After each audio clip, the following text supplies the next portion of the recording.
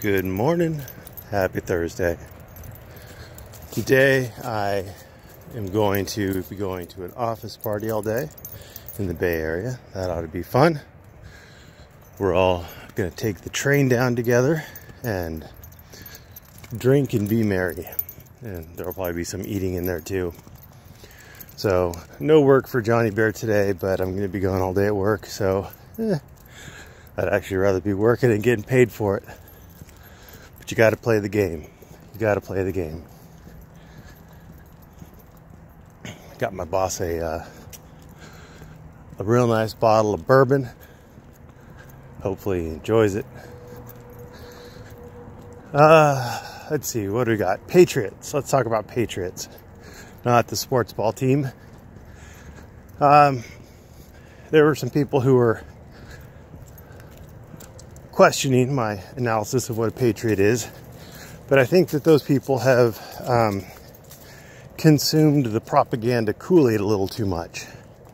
Patriot in and of itself is neither a signifier of somebody good or somebody bad. If you are a patriot in the US, people will think, hey, you're a good person, right? You're a patriot. If you're a patriot in Nazi Germany, well, you're probably not so awesome, right? If you're a patriot of England in World War II, you're a good guy. If you're a patriot of Germany in World War II, you're probably, or Japan, you're probably not so awesome.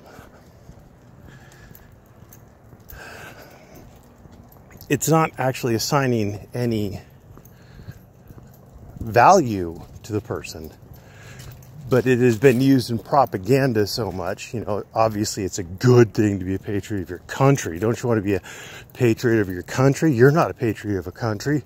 That means you're bad. Oh, you are a patriot of a country. That means you're good. You know, I'm running for office and I'm a patriot. That makes me a good person. And if you oppose me because I'm a patriot, that means you're being unpatriotic. That means you're not a patriot. That means you're a bad person. Propaganda. So when people ask, like, if somebody leads an armed insurrection against the country, are they still a patriot? No, they're not. But if they win and they form a new country, and I would count, you know, if you overthrow the government of your existing country and you form a new government, I would say that you've actually overthrown the previous state. You weren't a patriot for that previous state, but you may be a patriot for the new state. And you can stop being a patriot. Now, history loves to color people in black and white, so, you know, you could be a patriot for 40 years and then, for whatever reason, love or money or blackmail or something, you can do something that's unpatriotic and now you're no longer a patriot.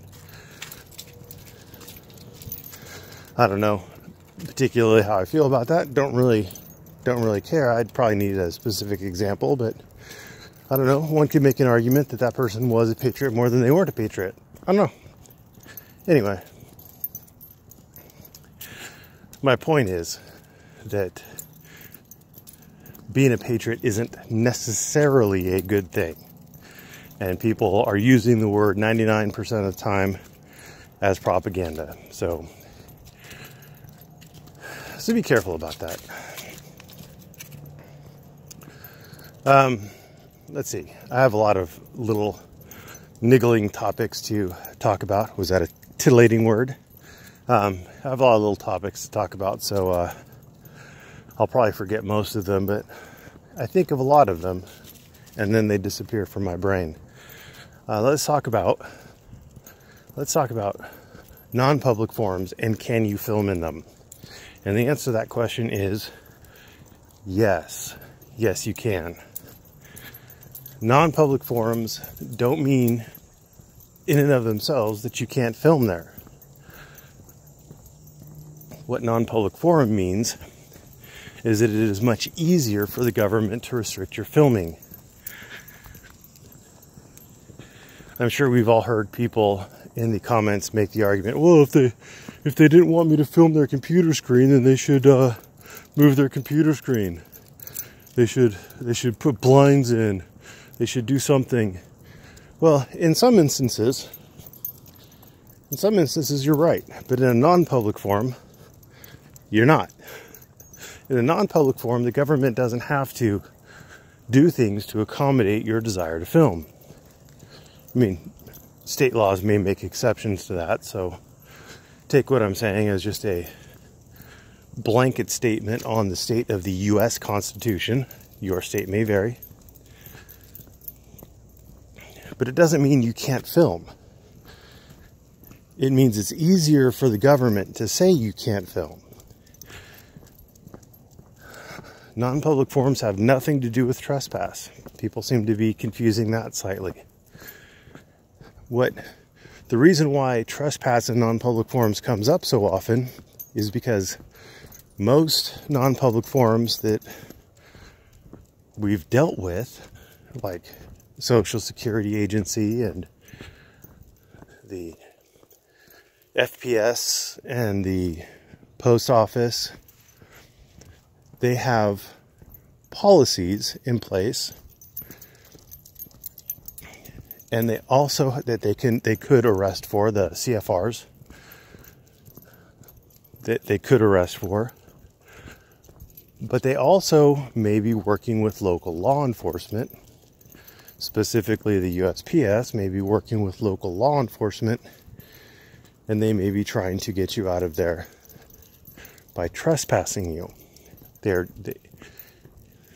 And typically, my understanding of the case law anyway, is that if they are trespassing you for violating a policy, like no filming, then that policy has to comport with the various First Amendment restrictions, because they're restricting a First Amendment activity.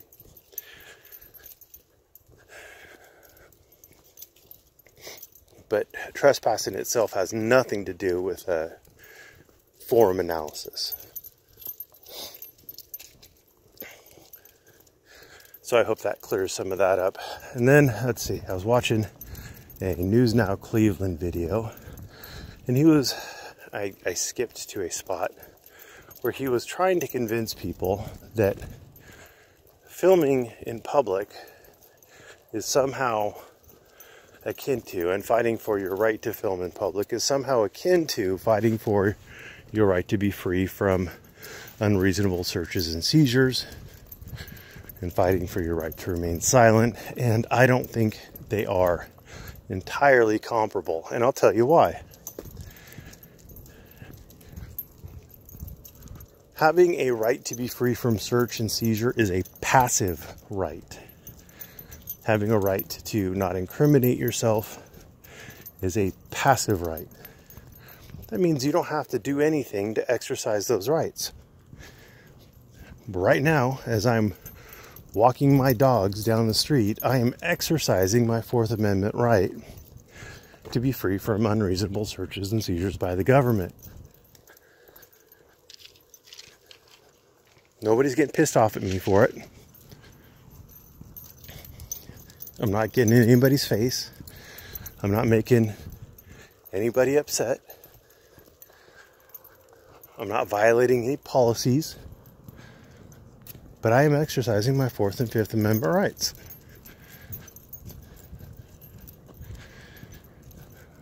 So they're different.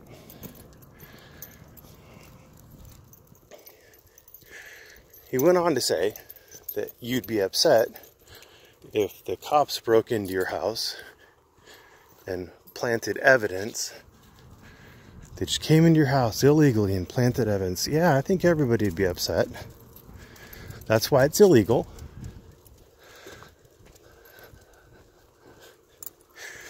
And that's why you probably want to have security cameras, I'm just guessing. I mean, protect yourself and everything. I don't think that it's a insanely huge risk. See, like, my interactions with cops, I'm a lawyer, my interactions with cops on a daily basis are almost nothing. I mean, you see them on the road. And then, you know, like, normal people don't have the cops in their house ever.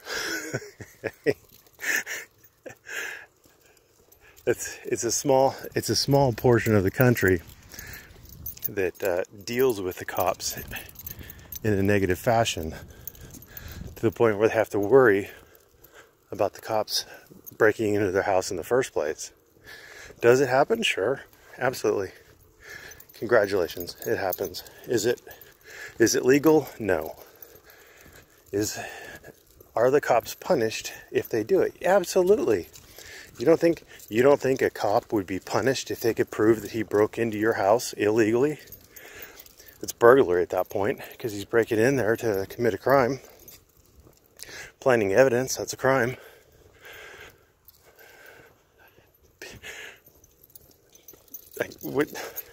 Why do you think they wouldn't? Why do you think they wouldn't? And then he came up with another example of a cop on video apparently planting drugs. Well, I didn't see the video, so I can't really speak much about it. But I'll bet you if that happened, bet you that cop is no longer a cop at a bare minimum. Another thing that I find is really weird. Oh, and a third example he brought up was, again, he just brought up these as examples. I don't know if they're true or not. He said a truck driver killed a cop in a traffic accident. Okay, assuming that arguendo, we'll go with it.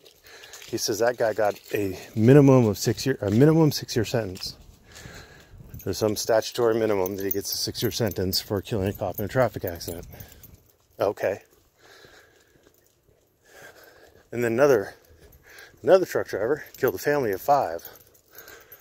Mom, dad, 3 very young children. I think the youngest was 3 months old.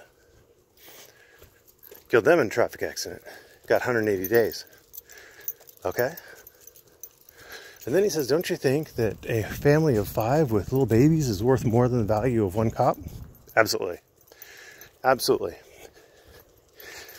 In the train scenario, where a train is rolling out of control down a hill, and you have a choice where you can switch it to track A or track B, that's all you can do. You can't stop it. And it's going to either kill a family of 5, including 3 babies, or a cop. Guess what? Sorry, Mr. Officer. I'm not saying that you deserve it, but the babies get to live.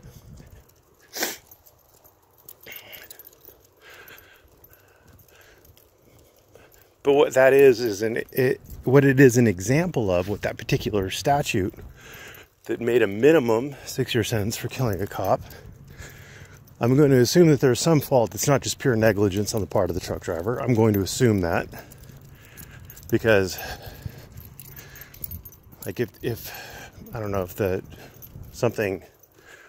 if a car hit the front of it and it just bounced the truck into a police car or something, and I don't know, if there was,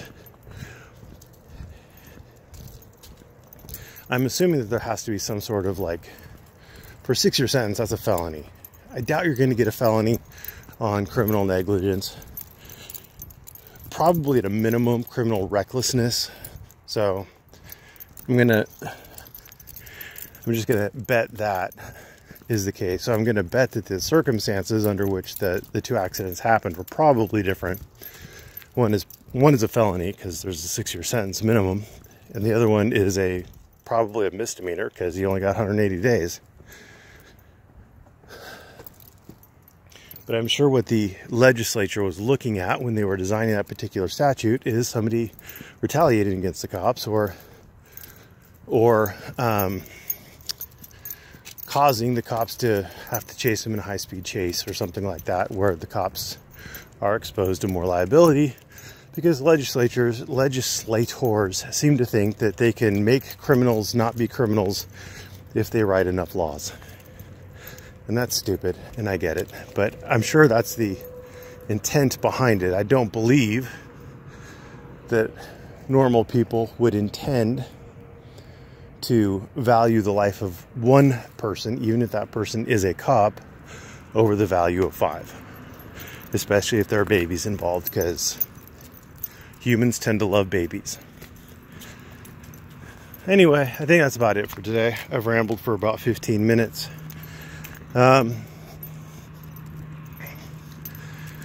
Yeah.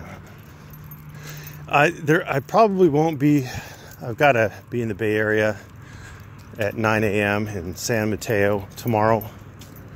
So that means it's like a 3-hour drive, which means I'm going to be leaving.